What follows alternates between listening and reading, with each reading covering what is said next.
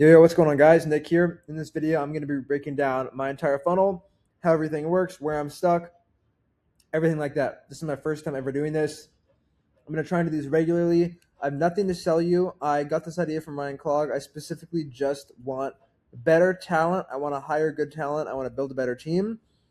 And I just figured I'd be transparent about the numbers as well, because not many people in the industry are doing that. So for those of you who don't know, I run a reselling offer. The low ticket is like a retail arbitrage, eBay flipping sort of community. It's called eMoney. And the high ticket is specifically geared towards Amazon reselling.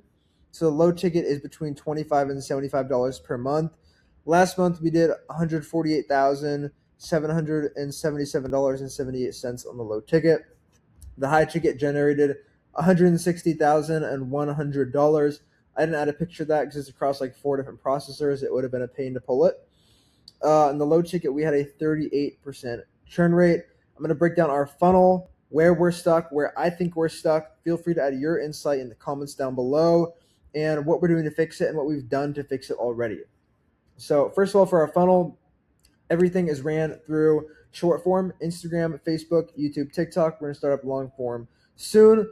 First thing first, we have the email opt-in. We get about 30% of people to actually opt in. It's literally just they click it. It's like a WAP landing page where it's literally just enter your email and click join. That's 30%. Seems low. Let me know your thoughts. Then they get pushed to a Discord waiting room. I think it's about almost every single person who opts in ends up joining the Discord waiting room. I don't have the exact data on it, so my bad for that, guys. But in the Discord waiting room, this is where we actually nurture them.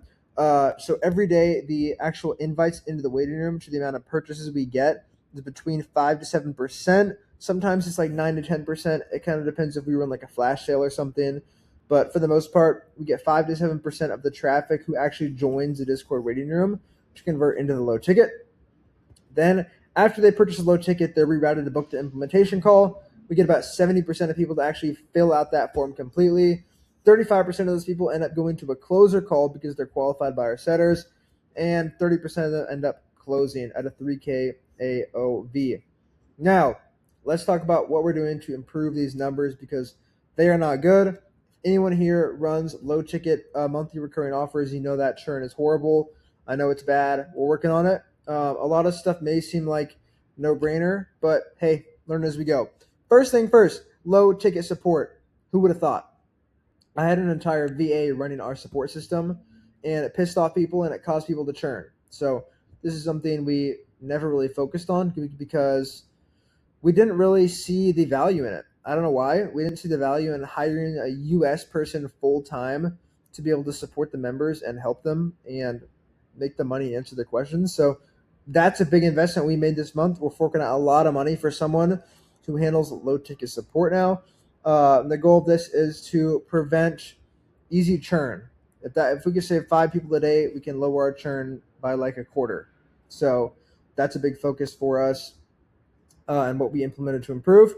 Second is a low ticket account manager / upseller. So this is something we're still testing. So far, we're profitable on this hire.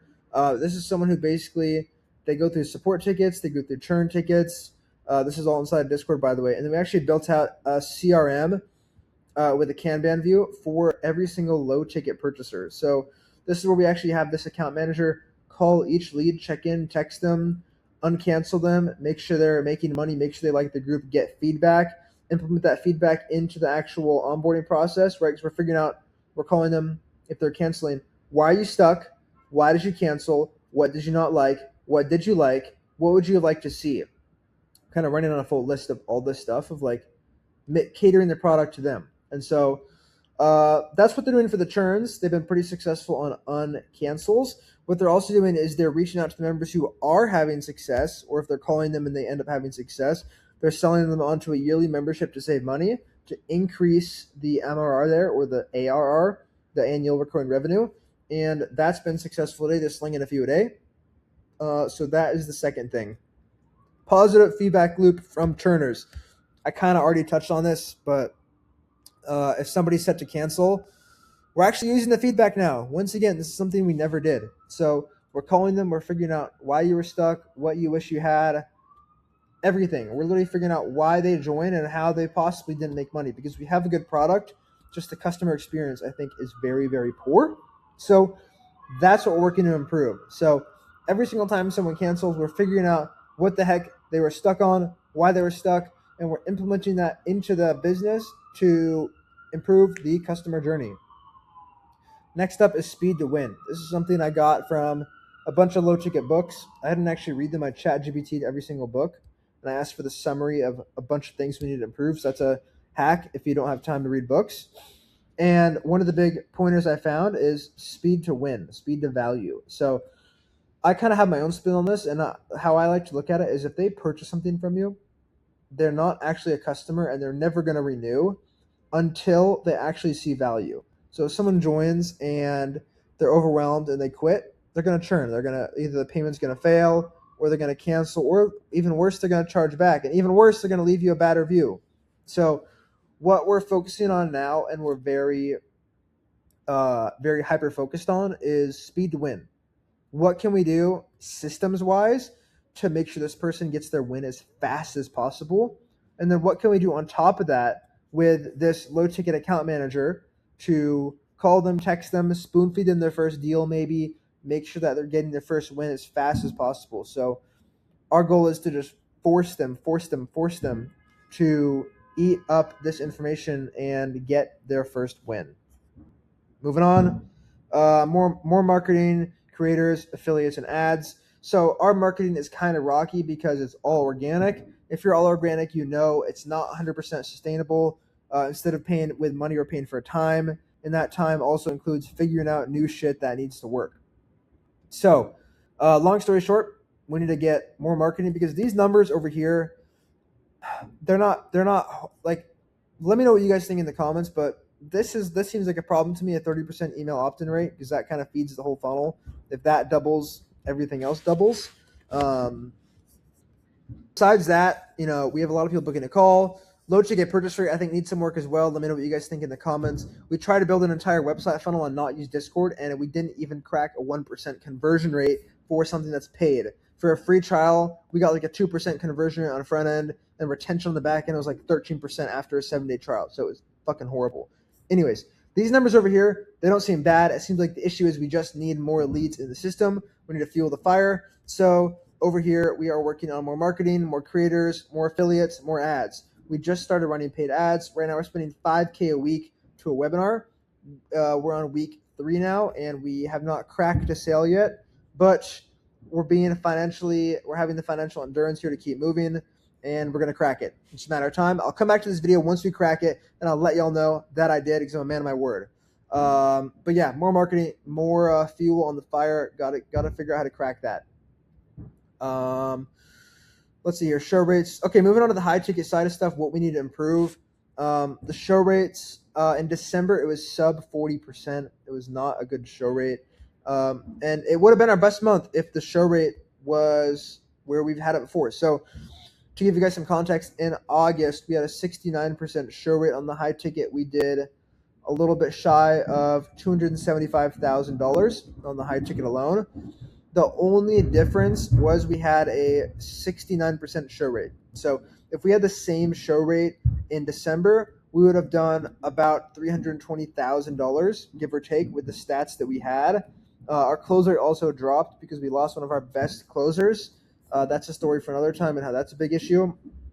But long story short, the show rate is the biggest bottleneck. And so something that's kind of interesting here is I got this from I won't say his name, but I got this from another dude who I paid to learn how he runs his high ticket offer, because he does over $1 million a month, or he bounces between like $600,000 and $1 million a month. And he told me all this stuff. He told me that you should make group chats with the leads. I'm not going to say what he told me was bad. It just didn't work for our demographic. Basically, we were doing too much, right? So every time that we booked in a lead on a closest calendar, we were making an SMS group chat. We were hyping them up, talking about their pain points. It was too much. So our thesis is we made the call too much of a high pressure environment that they didn't show up because of that. So one thing we're doing is we're actually cutting back on automations. We're cutting back on group chats. We're cutting back on blasting them so hard before their call and seeing if that changes the show rate. So I'll keep you guys updated if that actually works or not. Another huge, massive problem on the high ticket side is the hiring pipeline for setters and closers, and especially setters. I have yet to find one good placement agency that can actually give us good leads, good hires. Like they're literally all horrible every single time. I've never found a good place. We've been through like 3 or 4 now, and they're never good. I can't find good reps. I want to pay reps, and I want to pay them good. They all just suck. And so one of the areas we're bottlenecked right now is getting new good setters. So we have 2 full-time setters right now, and we don't have the privilege of firing them because our talent acquisition funnel is non-existent. So something we're working on to fix is actually building our own internal hiring pipeline. But that's a work in progress. But we're still building that out. I'm going to keep you guys updated on that and let you know if I end up cracking it or not. And one of my final things here is not settling for mediocre talent. Yeah, I think that's my last piece. So that also comes by, it comes down to just having a really good hiring and firing pipeline. If you don't have the luxury of firing people, then your talent is always going to suck, and this is always going to be an issue. So not settling for mediocre talent. We've trained a lot of people, not even just for sales positions, but other positions within the company, marketing, etc. And if they don't give me an A player vibe from now on, or I don't see the potential in them, we're just not going to spend time on them because we've wasted hours and hours and hours on hires that are poor, specifically marketing. Marketing, teaching our method is not easy.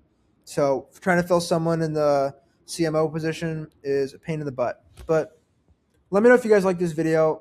I'm going to do more like this. I want to start getting more active on YouTube. I don't want to sell you anything.